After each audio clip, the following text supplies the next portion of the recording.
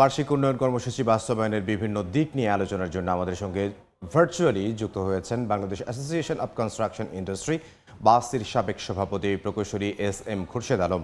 জনাব খুরশেদ আলম, আপনাকে এই সময়ের বাণিজ্যে স্বাগত জানাচ্ছি। শুরুতেই যেই প্রশ্নটি আপনার কাছে করতে চাই সেটি হচ্ছে যে এই যে লিফট এবং টাইলসের ব্যবহারে দেশীয় উৎপাদিত যে পণ্যগুলো রয়েছে সেগুলো ব্যবহার করতে হবে সরকারি প্রকল্পে, এটা কি আসলে কিভাবে দেখছেন এবং এটা কি সম্ভব কিনা একেবারে রাতারাতি এটা করা? ধন্যবাদ আপনাকে। সরকারের এই নির্দেশনাকে আমি স্বাগত জানাই। দেশের স্বার্থে, দেশের অর্থনীতিকে স্থিতিশীল রাখার জন্য এই জাতীয় উদ্যোগ নিঃসন্দেহে প্রশংসনীয়। তবে এই বিষয়টি, যে কোনো জিনিসের একটা প্রস্তুতি পর্ব প্রয়োজন পড়ে। যে সমস্ত প্রকল্প চলমান আছে এবং সেই সমস্ত প্রকল্পে যে ধরনের টাইলসের জন্য তার স্পেসিফিকেশন নির্ধারণ করা আছে, যে গুণগত মান নির্ধারণ করা আছে, ঠিক সেই ধরনের কোয়ালিটি এবং সেই ধরনের গুণগত মান সম্পন্ন আমাদের টাইলস এখানে তৈরি হচ্ছে কিনা, এবং সেইটা এখানে বিদেশি আমদানি টাইলসকে রিপ্লেসমেন্ট খুব সহজেই দেওয়া সম্ভব হবে কিনা, সেই বিষয়টা একটু ভেবে দেখা দরকার। এবং যদি সরকার এবং প্রকল্প বাস্তবায়নকারী সংস্থা সেই বিষয়টার সাথে সমন্বয় করেন, তাদের গুণগত মানটাকে এবং এখানে উৎপাদনকারী যে সমস্ত পণ্য আছে সেগুলোকে একটা গ্রহণযোগ্য পর্যায়ে নিয়ে আসা যায়, যেটা কর্ম উপযোগী এবং যা যেখানে প্রকল্পের এই জাতীয় গুণগত মান সম্পন্ন টাইলসকে ব্যবহার করতে পারে, এই সমঝোতার মাধ্যমে এটা করা সম্ভব।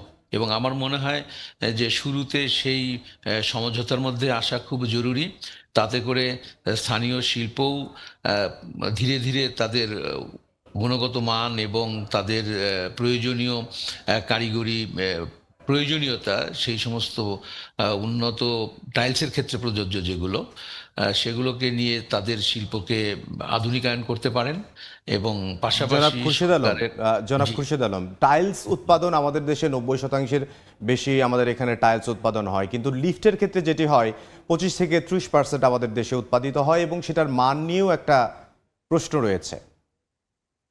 সেই জন্যেই আমি প্রসঙ্গটি তুলছি যে আমরা যদি এই ভয়ে দূরে থাকি যে আমরা এটা মার্কেট নাই বলে তৈরি করব না, এটা পিছিয়ে পড়ার একটি কারণ থাকবে। আর সরকার যেখানে মার্কেট উন্মুক্ত করে দিচ্ছেন যে এটা এখানে ব্যবহার করতে হবে, তখন নিঃসন্দেহে যারা টাইল লিফট উৎপাদনকারী সংস্থা, তারা শিল্প, তারা সেই সমস্ত বিষয়টাকে মাথায় রেখে নিজেদের প্রতিষ্ঠানগুলোকে সাজাবেন। ক্রমান্বয়ে এই প্রতিযোগিতার মাধ্যমে তাদের গুণগত মান উন্নত হবে। আমাদের দেশে তো অনেক আগে অনেক কিছুই হতো না, কিন্তু আমরা ধীরে ধীরে প্রতিষ্ঠানগুলো বা শিল্পগুলো ঝুঁকি নিয়েই সামনে এগিয়েছে। এখানে সামনে আগানোর যে ঝুঁকি, সেই জায়গাটায় কিন্তু সরকার এগিয়ে এসছেন। তারা বাধ্যতামূলক করছেন যে এই ইম্পোর্টস সাবস্টিটিউট করা হবে আমাদের লোকাল প্রোডাকশন দিয়ে। এতে করে লোকাল প্রোডাকশনের একটা ক্ষেত্র তৈরি হলো, তাদের বাজার নিশ্চিত হলো। এখন তাদের প্রয়োজন হলো সেখানে more technological development, more investment to compete the import products.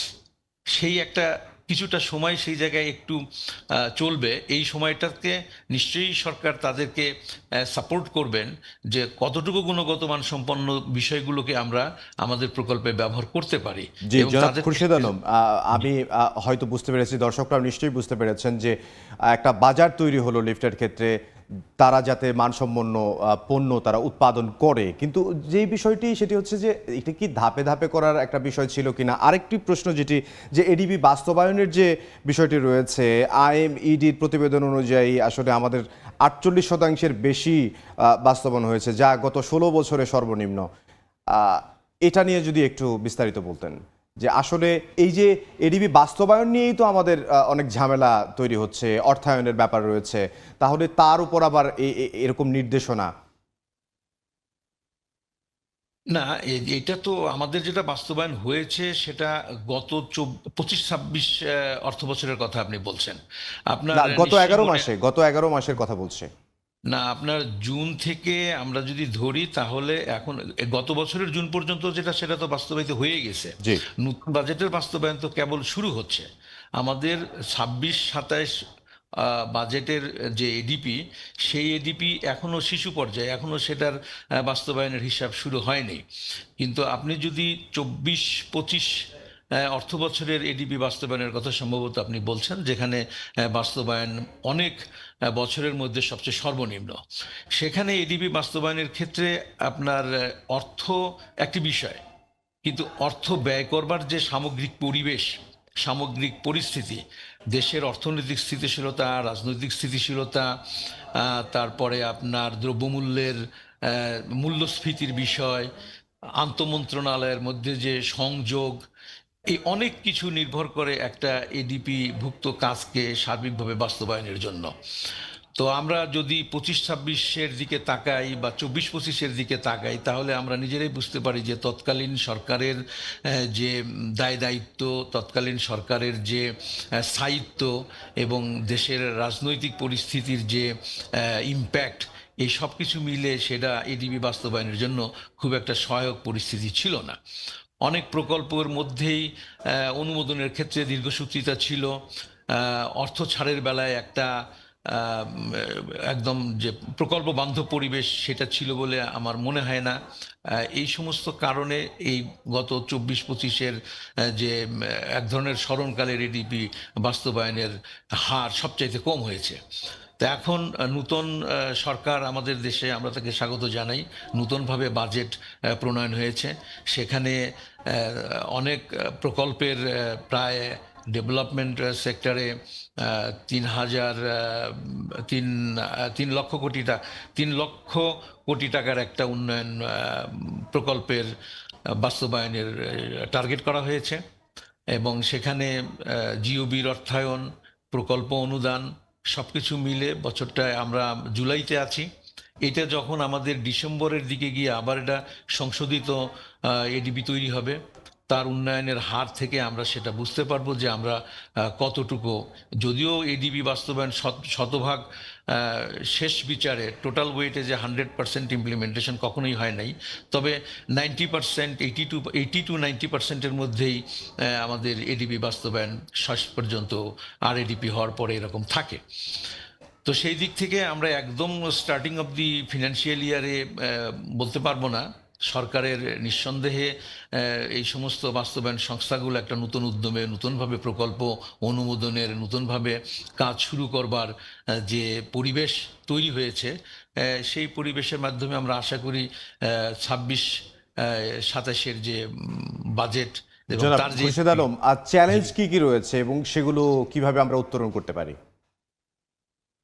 একটা এডিবি বাস্তবায়নের ক্ষেত্রে আমরা তো মূলত চোখে দেখি হলো গিয়ে অবকাঠামোগত ডেভেলপমেন্ট, যে হ্যাঁ এটা হলো, কিন্তু সরকারের কাছে কিন্তু এই শুধুমাত্র অবকাঠামো উন্নয়নটাই এডিবি বাস্তবায়নের একমাত্র লক্ষ্য নয়, প্রধান লক্ষ্য। এর মাধ্যমে আমাদের একটা দক্ষতা বৃদ্ধি হয়, সমস্ত সেক্টরে যারা তদারকি করেন তাদের। আপনার একটা সুন্দরভাবে এডিবি বাস্তবায়নের জন্য সুশাসনটা খুব জরুরি। একটা গুড গভর্নেন্সের মাধ্যমে অর্থর নৈতিক স্থিতিশীলতা খুব জরুরি।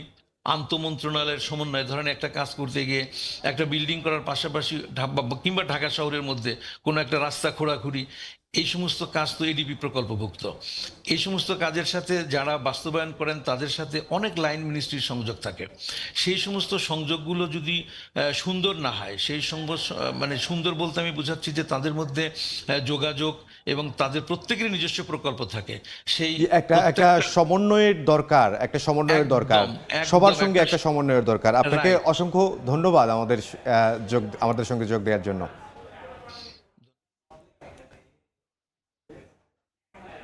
Bangladesh association of construction industry বাসের সাবেক সভাপতি প্রকৌশলী SM খুরশেদ আলম আমাদের সঙ্গে যোগ দিয়েছিলেন। তিনি আমাদেরকে জানাচ্ছিলেন যে এডিবি বাস্তবায়ন এবং কিভাবে সেটি বাস্তবায়ন করা যায় এবং কার কার সঙ্গে সমন্বয় করা জরুরি, কি কি চ্যালেঞ্জ রয়েছে, সমাধানে কি করা উচিত, এবং যে নতুন নির্দেশনা এসেছে, সরকারি যে কাজগুলো রয়েছে, প্রকল্পগুলো রয়েছে, সেখানে দেশীয় উৎপাদনে যে টাইলস রয়েছে এবং লিফট রয়েছে সেগুলো ব্যবহার করতে হবে।